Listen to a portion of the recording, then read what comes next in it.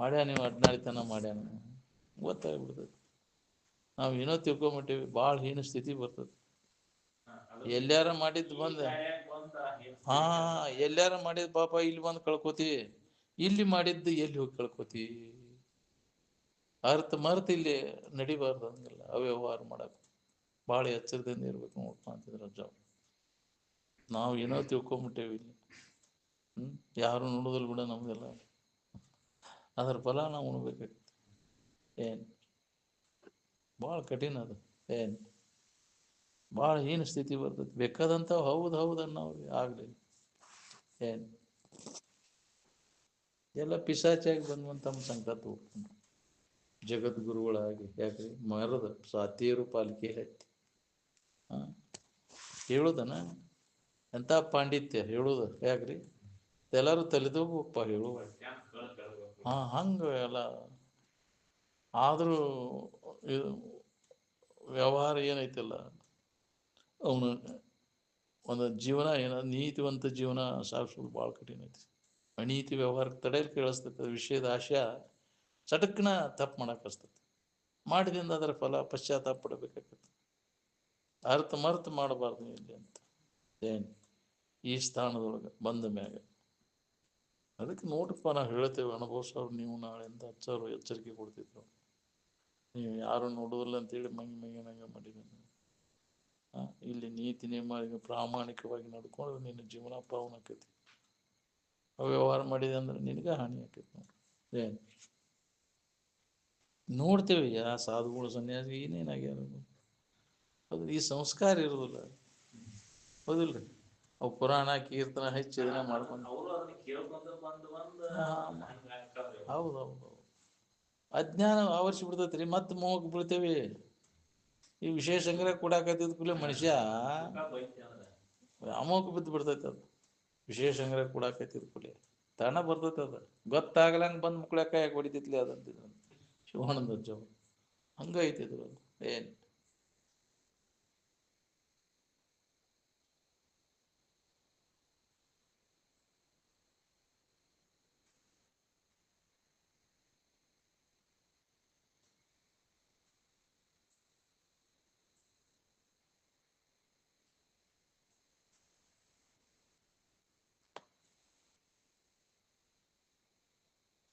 ಗುರುಗಳಿಂದ ಕಲ್ಯಾಣ ಆದ್ರೆ ಅವ್ರು ಹೇಳಿ ನಂಗೆ ಕೇಳ್ಬೇಕಿಲ್ಲ.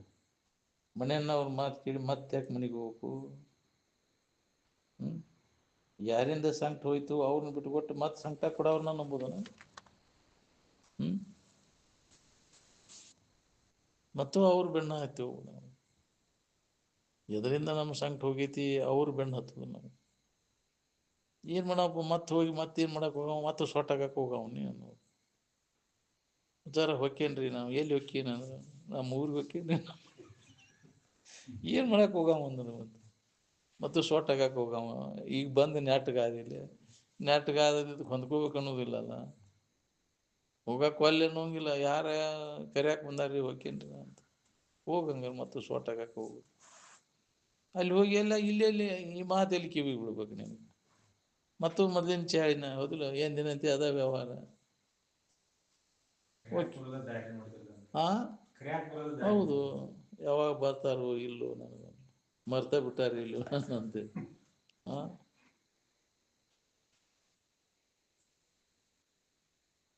ಅಜ್ಞಾನ, ಆವರಣ, ವಿಕ್ಷೇಪ ಇವ ಮೂರು ದೋಷಗಳಲ್ಲಿ ಮಾನವ ಬಿದ್ದ ನಿರಂತರ ಹೊಡ್ಯಾಡ್ಲಿಕ್ಕೆ ಮತ್ತೆ ದೊಡ್ಡ ಶಾಣೆ ಅಂತ.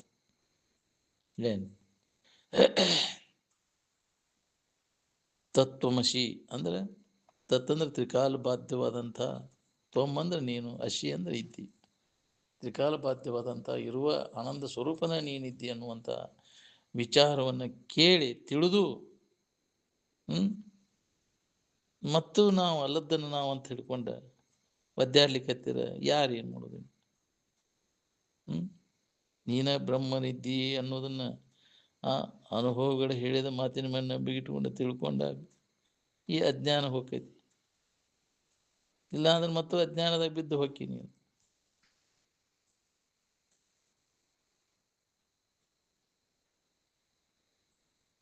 ಅಜ್ಞಾನ, ಆವರಣ, ವಿಕ್ಷೇಪ, ಪರೋಕ್ಷ ಜ್ಞಾನ, ಅಪರೋಕ್ಷ ಜ್ಞಾನ, ಅತ್ಯಂತ ದುಃಖ ನಿವೃತ್ತಿ, ಪರಮಾನಂದದ ಪ್ರಾಪ್ತಿ.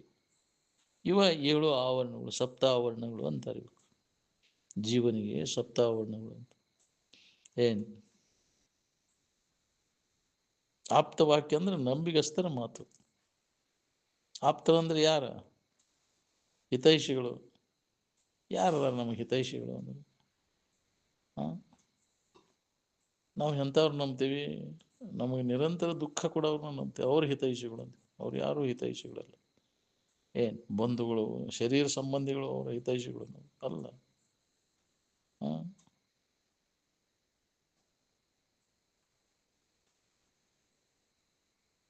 ಇನ್ನೊಬ್ಬರಿಗೆ ಹಿತವನ್ನು ಬಯಸೋರು ಯಾರದಾರ? ಅವರ ಸದ್ಗುರುಗಳು ಅಂತ, ಸತ್ಪುರುಷರು. ಅವರ ಮಾತಿನ ಮ್ಯಾಗ ನಂಬಿಕೆ ಬೇಕಲ್ಲ.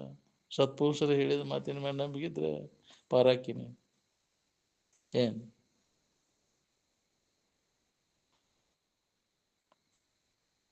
ನಂಬಿಗಸ್ತರ ಮಾತು ಎಲ್ಲಿ ಉಳ್ದೈತಿ ನಮ್ಗೆ? ಯಾರು ನಂಬಿರಿ ನಮ್ಮನ್ನು ನೀವು? ನಮ್ಮನ್ನು ನಂಬಿದ್ರೆ ನಿಮಗೆ ಗಂಟೆ ಎಬ್ಬಿಸ್ತೇವೆ ನಾವು ಅಂತಿದ್ರು ಅಜ್ಜ. ನೀನ ಬ್ರಹ್ಮ ಇದ್ದಿ ಅನ್ನೋದನ್ನು ಹೇಳಿದ್ದನ್ನು ಕೈ ಬಿಟ್ಟು ಬಿಡ್ತಾರೆ. ನಾ ಅದು ಹೌದು ಅಲ್ಲೋ ಅನ್ನೋದು ವಿಚಾರ ಮಾಡಬಿಡುದಿಲ್ಲ.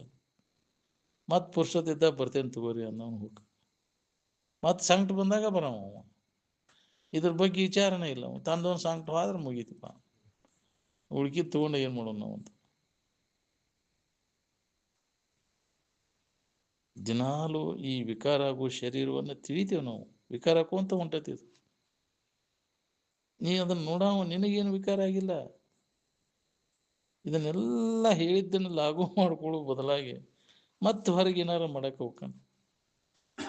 ಅಂದಲ್ಲಿ ದುಃಖ ಹೋಗ್ಬೋದು ನಾವು. ಎಂದಿನಂತೆ ಅದ ಚಾಳಿನ ಮತ್ತು ಎಷ್ಟು ಹೇಳಿರು ಕೇಳಿರು ಆ ಚಾಳಿ ಹೋಗ್ಬೋದು ನಾವು.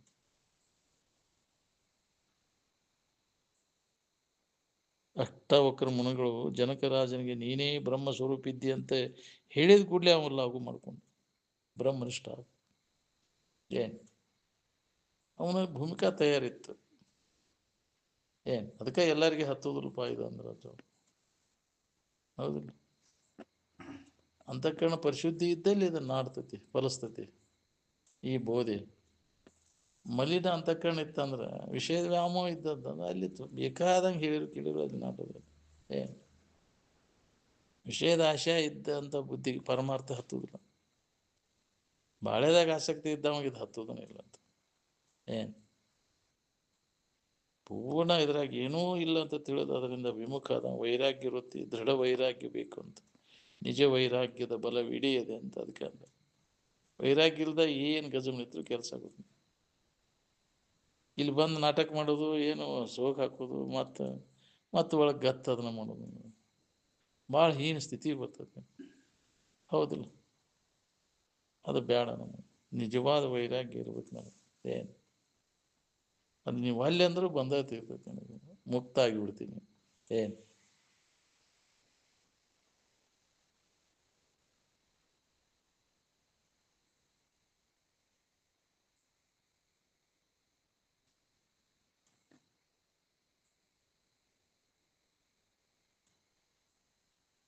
ಪರಬ್ರಹ್ಮ ಸ್ವರೂಪನೇ ನೀನಿದ್ಯ ಅನ್ನುವ ತಿಳುವಳಿಕೆ ಯಾವಾಗ ನಮ್ಗೆ ಆಕೈತಿ ಅಂದ್ರೆ ಪೂರ್ಣ ನಮಗೆ ನಂಬಿಕೆ ಬೇಕು. ಅದಕ್ಕೆ ಯಾರು ನಂಬಿರಿ? ಎಷ್ಟು ಅನುಭವಕ್ಕೆ ಬರುವಂಗೆ ಹೇಳಿರು ಅದ್ರ ಮ್ಯಾಗ ನಂಬಿಕಿಲ್ಲ ನಮ್ಗೆ. ನಮ್ಮಂಥವು ಹೆಂಗಾದ ಬಿಡ್ರಿ ಅಂತೀವಿ ನಮ್ಮ. ಯಾಕೆ ಭಾಳ ದಿನದ ಅಭ್ಯಾಸ ಆಗಿಬಿಡೋದು ಇದ ನಾನು ನನ್ನದು ಅಂತ ತಿಳ್ಕೊಂಡು ಮನಸ್ಸು ಎಷ್ಟು ತಿರುಗಿದ್ರು ಮತ್ತು ಮೊದಲಿನ ಸ್ಥಾನಕ್ಕೆ ಬಂದಾಗ ನಿನಗೆ ಆರಾಮ ನೋಡು. ಬೇಕಾದಷ್ಟು ಜನ್ಮ ತಿರುಗಿನಿ, ಇದರಿಂದ ಸುಖ ಹೊಂದಬೇಕಂತ ನಿರಂತರ ಎಲ್ಲ ಜೀವಿಗಳು ಪ್ರಯತ್ನ ನಡೆಸೇವು ನಾವು. ಏನೂ ಕೆಲಸ ಆಗೋದಿಲ್ಲ. ಕಡೆಗೆ ಇಲ್ಲಿಗೆ ಬಂದಾಗ ಒಂದಿಲ್ಲ ಒಂದು ದಿನ ಇಲ್ಲಿಗೆ ಬಂದಾಗ ಇದನ್ನ ಕೆಲಸ ಆಗೋದ್ರಿಂದ ಈಗ ಯಾಕೆ ಇದ್ರ ಸಂಬಂಧ ತಪ್ಪಿಸ್ಕೊಂಡು ಆರಾಮಿನ ಭಾವದಾಗಿರಬಾರ್ದು? ಆರಾಮ ತನ್ನಲ್ಲೇ ಐತೆ ಅನ್ನೋದು ಹೊಳಿತು ಅಂದ್ರೆ ಮನಸ್ಸು ಹೊರಗೆ ಹೋಗೋದು ಬಂದಕೈತಿ ನೋಡ್ರಿ. ಇದು ಹೊಳಿದು ಭಾಳ ಕಠಿಣ ಐತಿ. ಅದಕ್ಕೆ ಖಾತ್ರಿ ಮಾಡ್ಕೋಬೇಕು, ನಾನಾ ಆನಂದ ಸ್ವರೂಪ ಇದ್ದೇನೆ, ನನ್ನ ಬಿಟ್ಟ ಆನಂದ ಇಲ್ಲ, ಹೊರಗೆ ಎಲ್ಲಿಯೂ ಇಲ್ಲ, ಎದರೊಳಗೂ ಇಲ್ಲ ಅನ್ನೋದು ಹೊಳಿಬೇಕಲ್ಲ ನಾವು.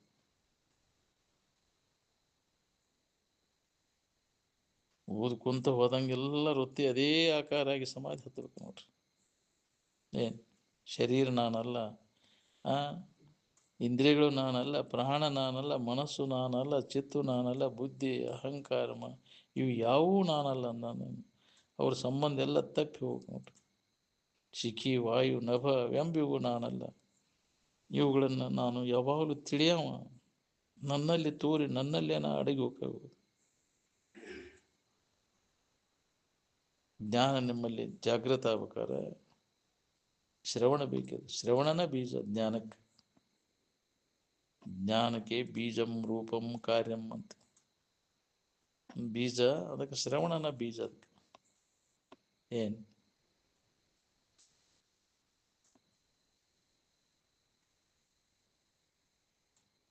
ಮನನನ ಅದಕ್ಕೆ ಗಟ್ಟಿಗೊಳಿಸೋದು. ಏನು ಅದ ಮನನ ನಡೆದ ಶ್ರವಣ ಮಾಡೋದು, ಮನನ ಗಟ್ಟಿಯಾಗಿ ನಿಧಿಧ್ಯಾಸನ ಪರಿಪಕ್ವ ಆತಂದ್ರೆ ಅಲ್ಲಿ ಜ್ಞಾನ ಅಂಕುರಿಸ್ತದೆ. ಕಾಮಕ್ರೋಧಾದಿಗಳು ಎಲ್ಲಿದಾವಂದ್ರೆ ಹಮ್ಮಿನಲ್ಲಿ ಅದಾವು. ಏನು ಹಮ್ಮು ಅಡಗಿದಾಗ ಕಾಮಕ್ರೋಧಾದಿಗಳಿಲ್ಲ, ನಿದ್ಯಾಗ ಅಡಗಿರ್ತಾವೆ, ನಾಶ ಆಗಿರ್ತಾರೆ. ಅಲ್ಲಿ ಸಮಾಧಿ ಒಳಗೆ ನಾಶ ಆಗಿರ್ತಾವೆ. ಕಾಮಕ್ರೋಧಾದಿಗಳು ನಾಶ ಆದಾಗ ಸಮಾಧಿ ಹತ್ತದ. ನಿನಗೆ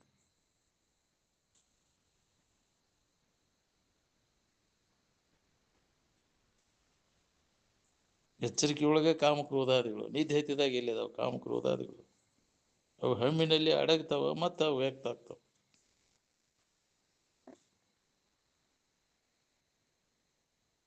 ನಿದ್ರೆಯೊಳಗೆ ಹಮ್ಮು ಅಡಗೈತಿ, ಅಲ್ಲಿ ಕಾಮಕ್ರೋಧಾದಿಗಳು ಕಾಟಿಲ್ಲ.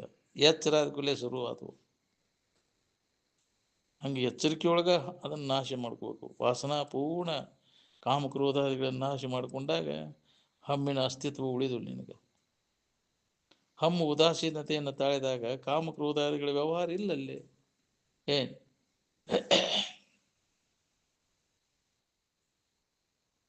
ಯಾವುದಾದ್ರೂ ತನಗೆ ಇಚ್ಛಿತ ವಸ್ತು ದೊರೆತಾಗ ಆನಂದ ತೋರ್ತದಲ್ಲ, ಆ ಆನಂದ ವಿಷಯದ್ದಲ್ಲ, ತನ್ನದ ಅನ್ನೋದು ಯಾವಾಗಲೂ ಇದನ್ನು ವಿಚಾರ ಮಾಡ್ಕೊತ ಇರ್ಬೇಕು ನೋಡ್ರಿ.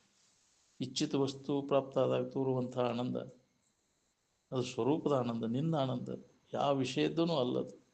ವಿಷಯದ ಜರ ಆರಾಮಾಗಿದ್ರೆ ಆ ವಿಷಯ ಹಂತೇಲಿದ್ದಾಗ ಆನಂದ ಯಾಕೆ ತೋರುದಿಲ್ಲ? ಮನಸ್ಸು ನಿಶ್ಚಲ ಆದಾಗ ಅಷ್ಟೇ ಅದ ಆನಂದ ಅನುಭವ ಬರ್ತೈತಿ. ಮನಸ್ಸು ಚಂಚಲ ಆಕೈತಿ, ಅಲ್ಲೇ ಇರ್ತಾವ ವಸ್ತುಗಳು, ಮನಸ್ಸು ಚಂಚಲ ಆಕೈತಿ, ಆನಂದ ಅನುಭವ ಬರ್ತೈತಿ. ಅದು ವಿಷಯದ್ದಲ್ಲ, ಇದು ನಿಂದ. ನಿಶ್ಚಲ ಆದಾಗ ಆನಂದ ಬರ್ತೈತೆ, ಅನುಭವ ಬರ್ತೈತೆ, ಆದ ನಿನ್ನ ಆನಂದ. ಯಾವಾಗ ಮನಸ್ಸು ನಿಶ್ಚಲ ಆಕೈತಿ, ಯಾವಾಗ ಆನಂದ ತೋರ್ತದಲ್ಲ, ಆ ಆನಂದ ನಿನ್ನ ಸ್ವರೂಪದ ಆನಂದ.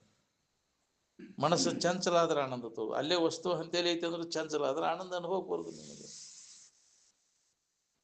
ಇದನ್ನು ಖಾತ್ರಿ ಮಾಡ್ಕೊಳ್ಳೋದು ಬಹಳ ಮಹತ್ವದ. ಈ ವಿಚಾರ ಯಾವನಲ್ಲಿ ದೃಢಪಡ್ತೈತಿ, ಯಾವ ಬೇಕಾದ ವಿಷಯ ತೋರಿದ್ರು ಅದ್ರಾಗಿಲ್ಲ, ಸುಖ ಮಾತ್ರ ನನ್ನಲ್ಲೇ ಐತಿ ಅನ್ನೋದನ್ನು ಅನುಭವ ತಗೊಂತ ನಾವು. ಹೆಂಗೆ ವಿಷಯದ ಬೆನ್ನ ಎತ್ತಿ ಹೋಗ್ತೇವೆ, ಹಂಗಂಗೆ ವಿಷಾನ ಜಾಸ್ತಿ ಆಕೈತಿ ನೋಡ್ರಿ. ಆ ವಿಷಯದಿಂದ ಒದಕಿನ ತಿಂತೀನಿ. ಮನಸ್ಸು ನಿಶ್ಚಲ ಆದಾಗ ಅಲ್ಲಿ ವಿಷಯ ಇರಲಿಲ್ಲ, ಇಲ್ಲ ಅಲ್ಲಿ ಆನಂದನ ತೋರ್ತದೆ. ವಿಷಯದಿಂದ ಶಕ್ತಿ ಅಂತ ತಪ್ಪು ತಿಳುವಳಿಕೆ ಮಾಡ್ಕೊಂಡ. ನಾಯಿ ಎಲಬು ಕಡಿಯುವಾಗ ಎಲಬಿನಾಗ ರಕ್ತ ಐತಿ ಅಂತ ತಿಳ್ಕೊಂಡು ಹಂಗ ಎಲಬು ಕಡಿತೈತಿ. ತನ್ನ ಒಸಡ್ಯಾದಿಂದ ಬರ್ತೈತಿ ಅನ್ನೋದು ಗೊತ್ತಿಲ್ಲ. ನಾಯಿ ಎಲಬು ಕಡ್ದಂಗೆ ಐತಿ ನಮ್ದು ವಿಷಯ ಭೋಗೆಲ್ಲ.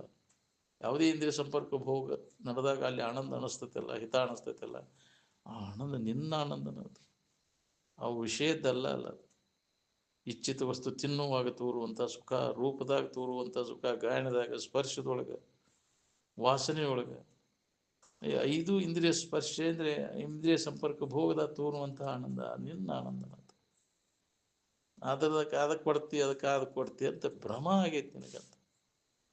ಹೆಂಡತಿ ಕೊಡ್ತೈತಿ, ಗಂಡ ಕೊಡ್ತೈತಿ ಅಂತ ನಿನಗೆ ನಿನ್ನ ಇಂದ್ರಿಯ ಪತನ ಆಗಿ ನಿನ್ನಲ್ಲಿ ಗುಳುಗುಳು ಅಂದ ನಿನಗೆ ಆನಂದ ಅನಿಸ್ತೈತಿ ಹೊರತು ಅದರಾಗ ಗುಳುಗುಳು ಅಂದ ಅದಕ್ಕೆ ಆನಂದ ಅನಿಸ್ತೈತಿ. ನಿನ್ನ ಆನಂದ ನಿನಗೆ ಅನಿಸ್ತೈತಿ. ಅದಕ್ಕಾದ ಕೊಡ್ತಿ ಅಂತ ಭ್ರಮ ಇದೆ ನಮ್ಗೆ. ಈ ಭ್ರಾಂತಿ ನಾಶ ಮಾಡ್ಕೋಬೇಕು ನೋಡ್ರಿ.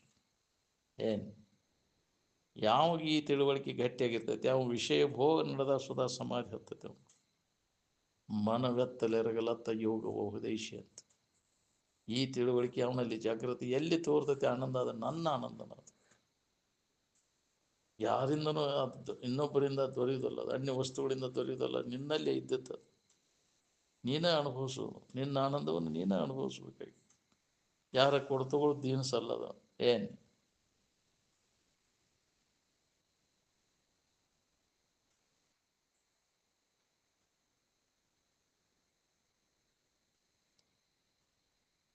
ಜೀವ ವಿಷಯದಿಂದ ಆನಂದ ಸಿಗ್ತೈತೆ ಅಂತ ತಿಳ್ಕೊಂಡು ಕೂತಾನೆ. ಏನು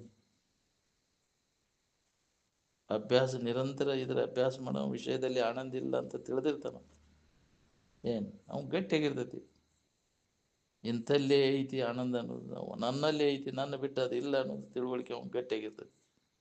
ಅದಕ್ಕೆ ಅವಂಗ ಬಾಧೆ ಆಗುದಿಲ್ಲ. ಹಿಡಿಬೇಕನ್ನೋದಿಲ್ಲ, ಬಿಡಬೇಕನ್ನೋದಿಲ್ಲ. ಅವಾಗ ಬುದ್ಧಿ ಉಪೇಕ್ಷೆ ಬುದ್ಧಿ ಎಲ್ಲದರ ಉಪೇಕ್ಷೆ ಆಗಿರ್ತದೆ, ಉದಾಸೀನ ಆಗಿರ್ತದೆ.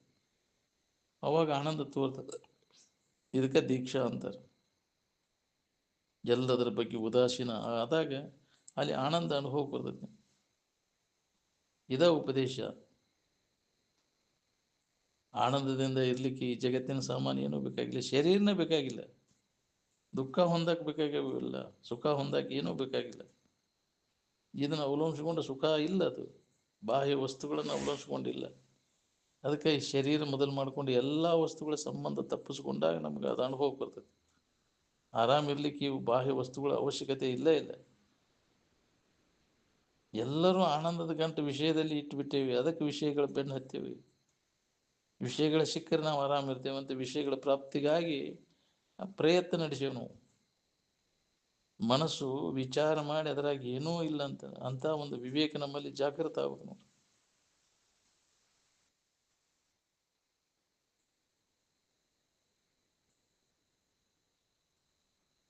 ನನ್ನಲ್ಲೇ ಐತೆ ಅನ್ನೋದು ಹೊಳಿ ಮಠ ಅದರ ಮ್ಯಾಗಿನ ವ್ಯಾಮೋಹ ಹೋಗೋದಿಲ್ಲ ನೋಡಿ. ಖಾತ್ರಿ ಮಾಡ್ಕೋಬೇಕು ನನ್ನಲ್ಲೇ ಐತೆ ಅನ್ನೋದು. ಸಮಾಧಿ ಹೊಂದಿ ಅವಾಗ ವಿಷಯದ ಮ್ಯಾಗಿನ ವ್ಯಾಮೋಹ ಎಳಷ್ಟು ಹೊಡಿದ್ರು. ಈ ಶರೀರ ನಾನನ್ನೋ ಭಾವ ಎಷ್ಟು ಗಟ್ಟಿಯಾಗೈತಿ ನೋಡ್ರಿ. ನಮ್ಗೆ ಆರೂಢರು ವಿಷ ಕೊಟ್ಟರು ತಗೊಂಡ್ರು. ಅವರು ಸಾಕ್ರೆಟಿಸ್ಗೂ ವಿಷ ಕೊಟ್ಟರು. ಅವ್ರಿಗೆ ಶರೀರ ನಾನಲ್ಲ ಅನ್ನೋ ತಿಳುವಳಿಕೆ ಎಷ್ಟು ಗಟ್ಟಿಯಾಗಿರ್ಬೇಕು. ಹಂಗಾಗ್ಬೇಕು ನೋಡ್ರಿ.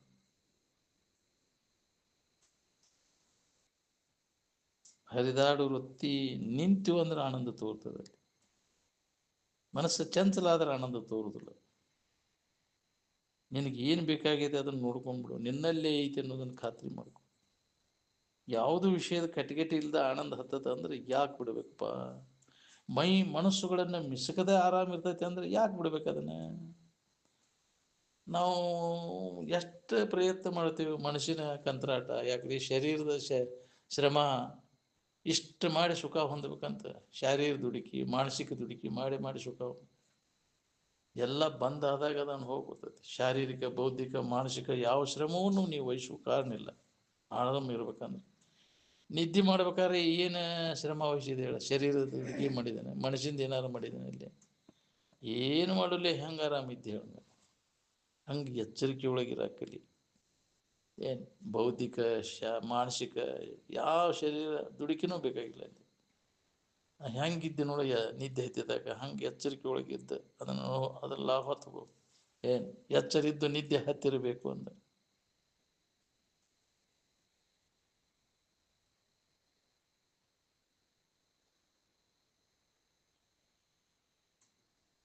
ಮನುಷ್ಯನ ಹರಿದಾಟ ನಿಂತಾಗ ಪ್ರತಿಯೊಬ್ಬರಿಗೆ ಆನಂದ ತೋರ್ತತೆ ಅನ್ನೋ ಹಿಡಿತ ಸಿಕ್ತೀವಿ ಅಂದ್ರೆ ಎದಕ್ಕೂ ಕಣ್ಣು ತೆಗೆದು ನಾವು ಹರಿಹರ ಬ್ರಹ್ಮಾದಿಗಳು ಬಂದರೂ ಕಣ್ಣು ತೆಗೆದು. ದೇವಾನು ದೇವತೆಗಳನ್ನು ಸುಧಾ ಅವು ಭೋಗದಾಗ ಬಾಯಿ ತಕೊಂಡು ಕುಂತಾವು. ಅವ ಸುಖರೂಪ ಅಂತ ತಿಳ್ಕೊಂಡು ಅದ ಇದ್ರ ಬೆನ್ನ ಹತ್ತಿ ಅವಾಗ ಅಜ್ಞಾನ ಆವರಿಸಿಬಿಟ್ಟದು. ಅವಕ್ಕೂ ನಿಜವನ್ನ ತಿಳ್ಕೊಬೇಕಂದ್ರೆ ಆಗವಲ್ದು.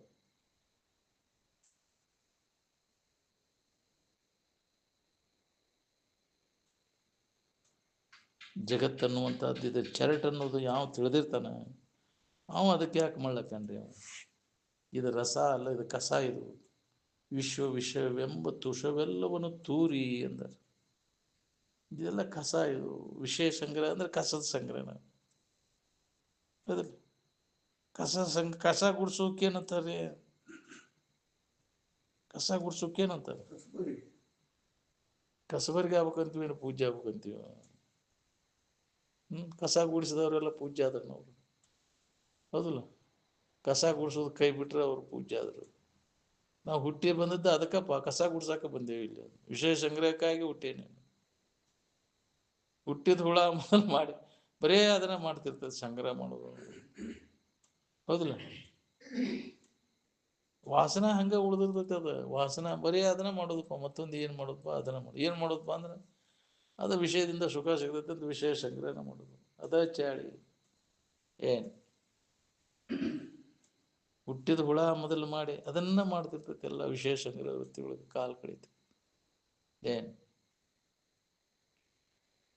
ಚಾಳಿ ವಾಸನ ಹೆಂಗಿರ್ತೈತಿ, ಹೆಂಗೆ ಹೊಟ್ಟೆಗಿಂದ ಚಲೋ ಆಕೈತೈತೆ ಹಂಗೆ ವಾಸನ. ಏನು ಆ ತುಡುಗು ವಾಸನ ಮಾಡಿ ಮಾಡಿ ಅದ ವಾಸನ ಕಟ್ಕೊಂಡು ಸರಿ ಬಿಟ್ರೆ ಅಂಥವ್ರು ತಂದೆ ತಾಯಿ ತುಡುಗು ಮಾಡೋ ತಂದೆ ತಾಯಿ ಹೊಟ್ಟೆ ಕೊಡ್ತೈತಿ. ಇವಾಗ ಸೂಲಿಗೆ ಎತ್ತಿ ಉಂಗುರ ಉಚ್ಕೊಂಡಿತ್ತಂತ ಕೂಸಿದ್ದಾಗನ, ಹಂಗಿರ್ಬೇಕಾಗಿ ಅದಕ್ಕೆ. ಯಾಕ್ರಿ ಕೈ ಹಾಕಿ ತೆಗಿಯುವಾಗ ಸೂಲಿಗೆತ್ತಿ ಉಂಗುರನ ಜಕ್ಕೊಂಬಿಟ್ಟದ. ಅಷ್ಟು ವಯಸ್ಸಿನಾಗ ಹೆಂಗಿರ್ಬೇಕು ಅಂದ್ರೆ ವಾಸನ ಹಂಗಿರ್ತದೆ. ತುಡುಗು ಮಾಡೋದು ಚಾಳಿ, ಹೌದಿಲ್ಲ? ಹೆಂಗೆ ವಾಸನ ಇರ್ತಾವ ಅಂತಂತಾವು ಅಂತ ನಮ್ದು ಜನ್ಮ ಬರ್ತೈತಿ. ಮತ್ತು ಏನು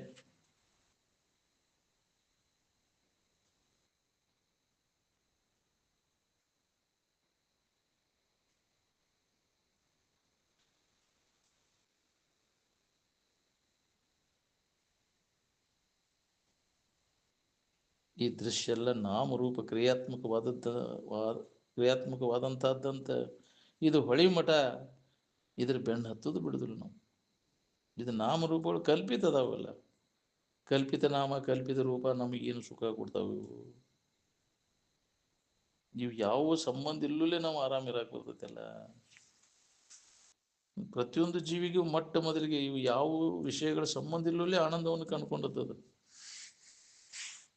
ಈಗ ಅದಕ್ಕೆ ಬೇಕಾಗೈತಿ, ವಿಷಯಗಳಿಂದ ನಾವು ಸುಖ ಹೊಂದಬೇಕು ಅನ್ನೋದು ಭ್ರಮ ಆಗೈತಿ. ಬಿಡವನ್ನು ತೊರೆ ವಿಷಯವನ್ನು ತೊರೆದು ನಿರ್ವಿಷಯದೊಳು ಕರಿಗೊಂಡು ನೀನೇ ಸುಖಿಯಪ್ಪೆ ಅಂತ. ವಿಷಯದ ಬೆನ್ನು ಹತ್ತಿ ಸುಖ ಹೊಂದಿದವರು ಒಬ್ಬರ ಉದಾಹರಣೆ ತೋರಿಸು ನೀವು ನನಗೆ.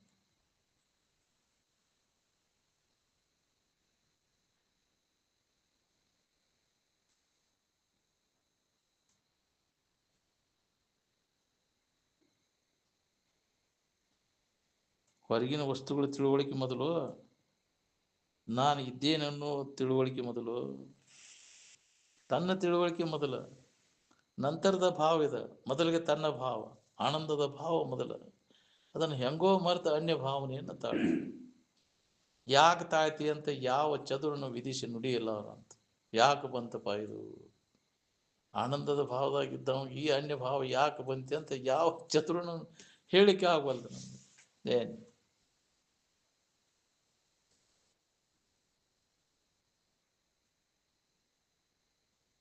ಯಾವ ತರ್ಕ ವಿತರ್ಕವಿಲ್ಲದೆ ಮೊಟ್ಟ ಮೊದಲಿನ ಅನುಭವಕ್ಕೆ ಪ್ರಥಮಾನುಭೂತಿ ಅಂತಾರೆ. ಪ್ರಥಮಾನುಭೂತಿ ಕಡೆ ಲಕ್ಷ ಕೊಟ್ಟಾಗ ನಿನ್ನ ತಲೆಯನ್ನು ಮಡ್ಡೆಲ್ಲ ಬಿಡ್ತೈತಿ ನೋಡ್ರಿ. ಏನು ಹಮ್ಮ ಬೇರೆ ಇರುವ ಬೇರೆ. ಹಮ್ಮು ನಿದ್ರೆಯೊಳಗೆ ಅಡಗ್ತೈತಿ. ಹಮ್ಮಿನ ವಿಕಾರಗಳು ನಡೆಯದೇ ಇದ್ದಾಗ ಇರುವಿರ್ತದೆ. ಏನು ಇರುವಿಕೆಗೆ ಹಮ್ಮಿನ ವಿಕಾರ ಏನೂ ಹತ್ತಿಲ್ಲ. ಅದು ಏನು ಹಮ್ಮಿನ ವ್ಯವಹಾರಕ್ಕೆಲ್ಲ ಸಾಕ್ಷಿಯಾಗಿದ್ದದ್ದೇ ಅದು ಅರಿವು. ಅದ ಜ್ಞಾನದ ಕಾರ್ಯ.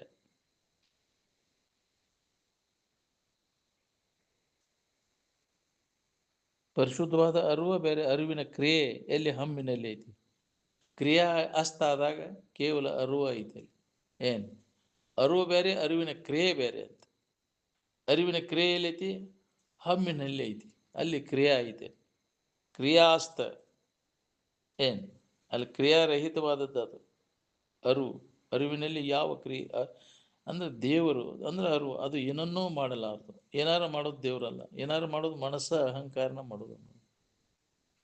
ದೇವರು ಏನಾರು ಮಾಡ್ಯಾರ, ಆ ದೇವ್ರು ಮಾಡ್ಯಾನಪ್ಪ, ದೇವ್ರು ಏನು ಮಾಡೋದಿಲ್ಲ. ಮಾಡೋದು ದೇವ್ರಲ್ಲ. ಅದು ಮಾಡೋದ ಬೇರೆ ಇದೆ. ಹಮ್ಮಿನ ಕಾರ್ಯ ಅದೆಲ್ಲ ಮಾಡೋದು.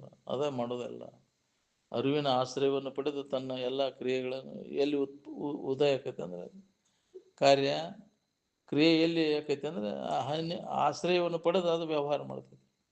ಏನು ನಿಜವಾದ ಇರುವಿನಲ್ಲಿ ಯಾವ ಕ್ರಿಯೆನೂ ಇಲ್ಲ. ದೇವರು ಏನನ್ನೂ ಮಾಡಲಾರದು.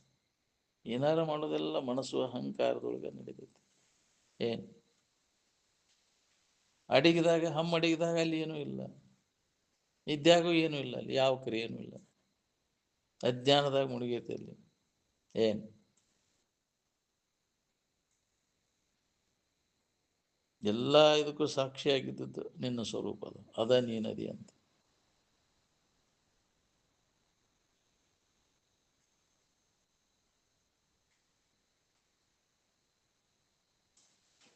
ಮನ, ಬುದ್ಧಿ, ಚಿತ್ತು, ಅಹಂಕಾರ ಇವು ಯಾವುವು ನಾನಲ್ಲ. ಇದನ್ನು ನಾವು ಬಾಯಲ್ಲಿ ಅಂದಂಗೆ ವೃತ್ತಿ ತದಾಕಾರ ಸಂಬಂಧ ತಪ್ಪಿಸ್ಕೊಂಡಿರ ಕಲಿಬೇಕು. ವೃತ್ತಿ ಬ್ರಹ್ಮಾಕಾರ ಆದಾಗ ಇದ್ರ ಎಲ್ಲ ದುಃಖ ಹೋಗೈತಿ ನೋಡಿ.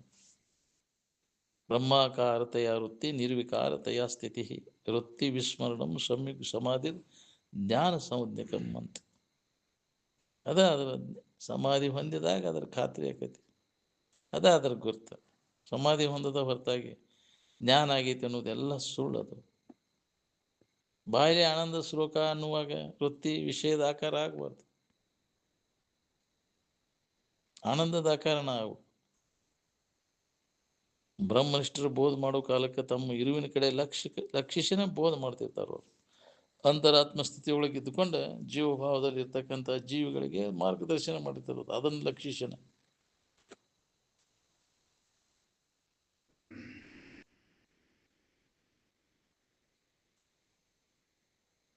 ಅಲ್ಲಿ ವೃತ್ತಿ ಉದಾಸೀನ ಆಕತಿ. ಅದ್ರ ಬಗ್ಗೆನೂ ಆಸಕ್ತಿ ಇರೋದಿಲ್ಲ ಅಲ್ಲಿ. ಅಪ್ಪ ಅವ್ರ ಶಾಸ್ತ್ರ ಹೇಳೋ ಕಾಲಕ್ಕೆ ವೃತ್ತಿ ನಿಂತು ಬಿಡ್ತಿತ್ತು, ಉದಾಸೀನ ಆಗಿಬಿಡ್ತಿತ್ತು. ಅಲ್ಲೇ ಸಮಾಧಿ ಹತ್ತಿ ಬಿಡ್ತಿತ್ತು. ಏನು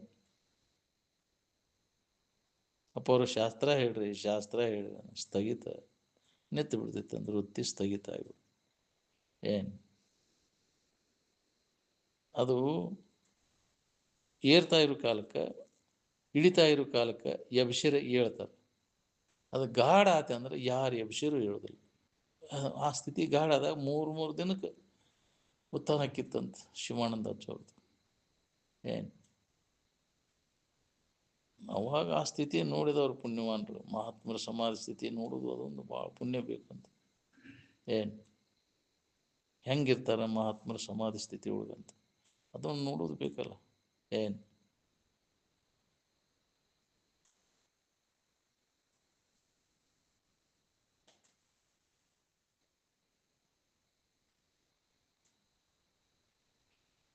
ನಿತ್ಯದ ಕೆಲಸ ಮುಗಿದ ಮ್ಯಾಗ ಎಲ್ಲರಿಗೂ ಆರಾಮ್ ಕೂಡಿರ್ಬೇಕನ್ನೋ ಭಾವ ಬರ್ತದಲ್ಲ, ಅವಾಗ ವೃತ್ತಿ ಉದಾಸೀನ ಆದಾಗ ಆನಂದ ತೋರ್ತದೆ ಅಲ್ಲಿ.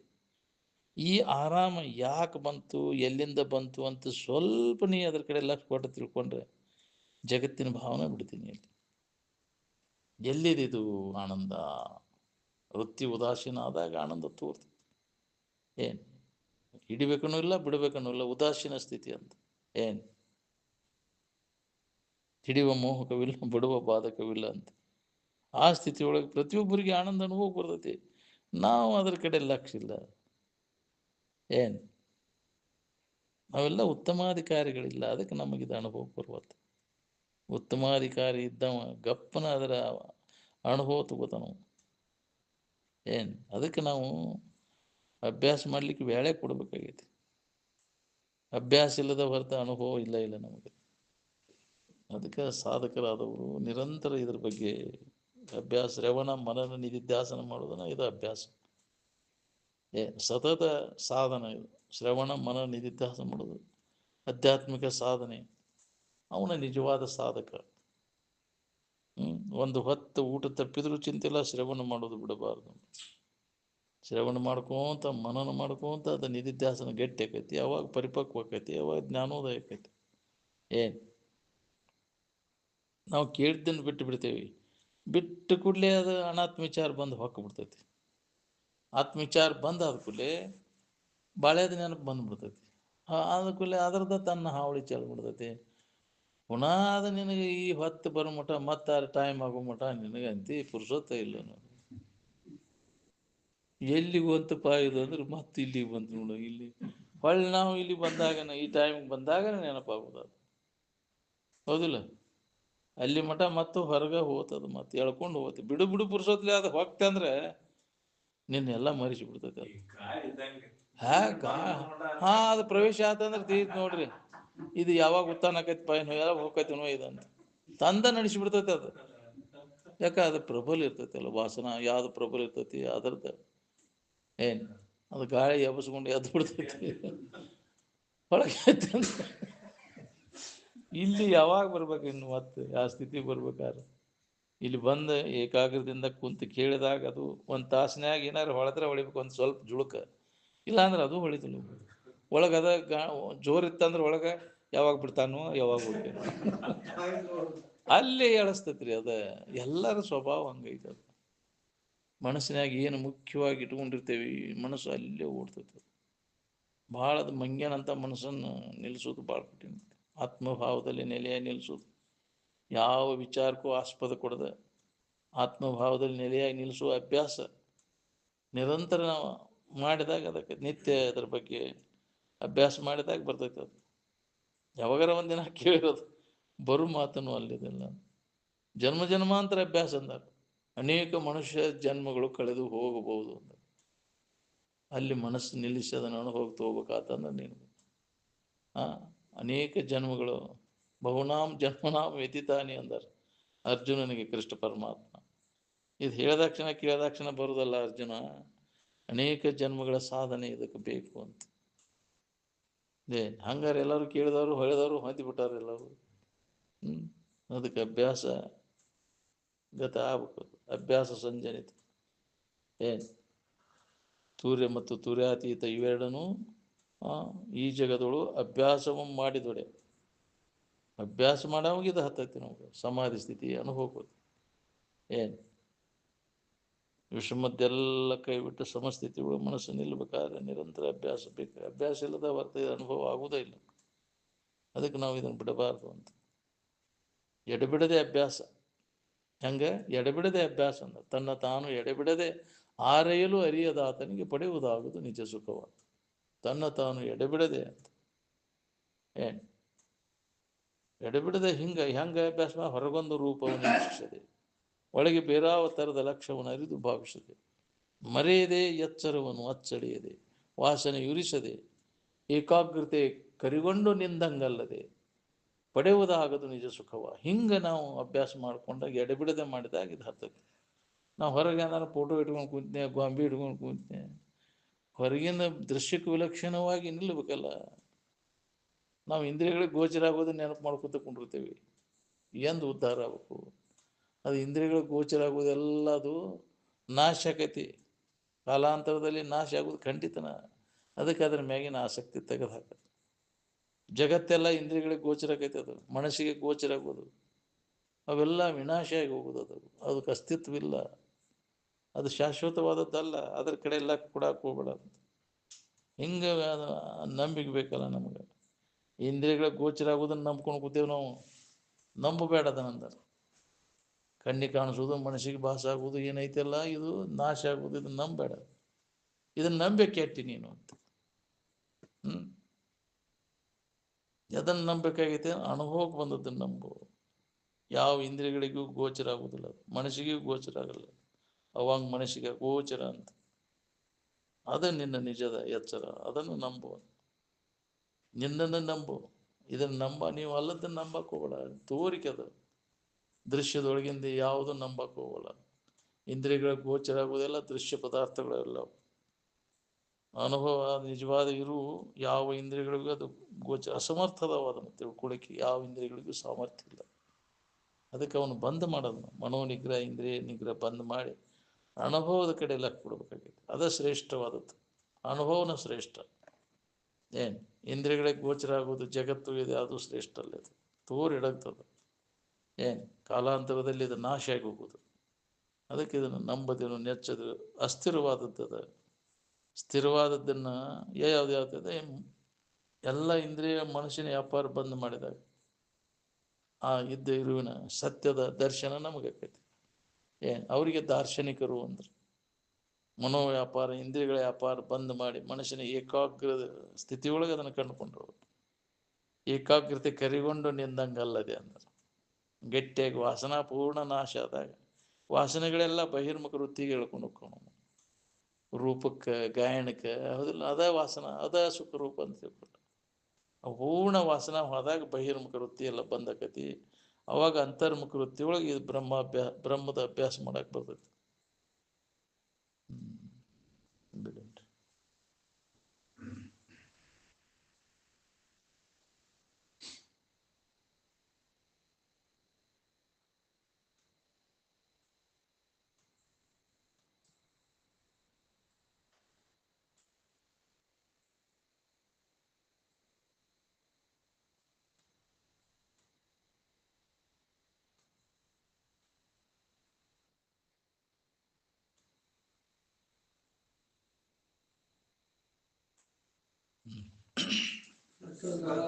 ಸಾಧು